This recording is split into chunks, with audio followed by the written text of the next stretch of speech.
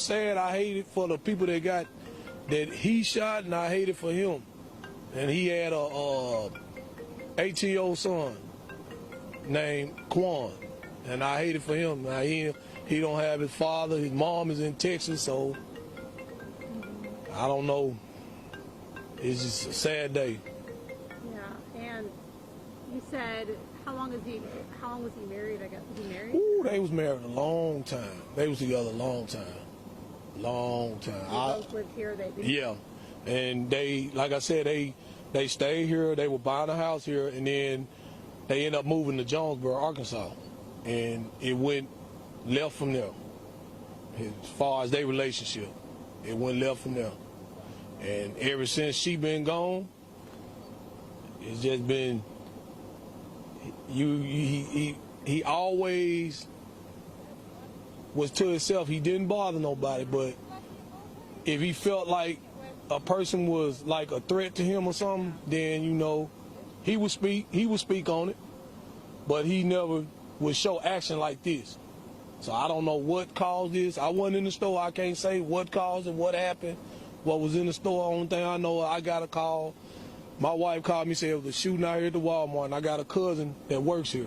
And I called her to make sure she wasn't at work. She said she wasn't here. And when I got to my job, that's when his name came up, and I was like, that's my cousin. So when I heard that, I came out here, and I called a guy that I know, his wife worked out here, and he confirmed it, that it was him that did the shooting, and he the one told me that he got killed in the process. So, I mean, right now, I don't even know how to take it. So.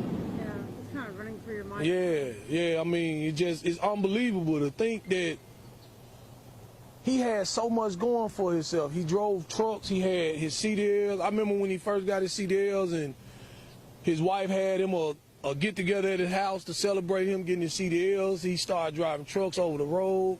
Me and him even worked at the same company, Core-Mark. We drove together, we went on routes together, and for him to just, his mind just to go that left like that, I don't understand. I don't understand. And now this. So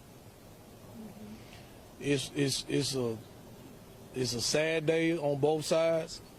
You don't want to see nobody get killed and get bodily harm in any type of stuff like that. But I hate it for my cousin. I hate it for his son. 18, right? Yeah, Quan about 18, 19 years old.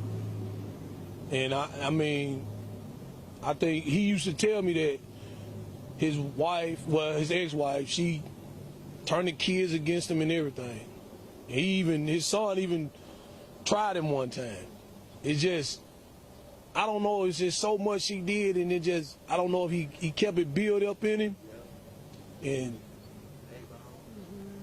and I don't know why. He never act like the racist type, but he just got to where he could not stand white folks. I just hate to put it like that, but that's how he was. He did not like white people for some reason. I don't know why. You're saying that he was in the store threatening people, and that's what they were saying. I don't know what went on because I wasn't in there. Yeah. They said that the cops confronted him, and that's when he pulled out a gun. Fired some shots at him, and then they fired back. I mean, if that's what they say happened, I can't say because I wasn't in there. Like I said, I was at work, and I got the call. And I didn't know. I was asking, did they have anybody? Did they know who did it? At the time, they were saying they didn't know. But like I said, when I got to my job, and I talked to an employee of mine, and she brought his name up, and I told him, I was like, that's my cousin. And then I called my brother, because my brother is a manager at the Walmart in Helena. And I was telling him about it. And because he was staying next door to my brother at my grandma's house. How long was he divorced from his wife? Was it pretty recent? No, they've been divided for a while now. Okay. And we, me and my brother would talk to him, my auntie, we all would tell him, man, just live your life, man. Yeah. Go on. She done moved on. It didn't work. Y'all had y'all time together. It was good while it lasted, but you can't let that stop you from living your life. She done moved on. He should have moved on, but it tore him up. It tore him up. I guess he felt like he lost everything when he lost her.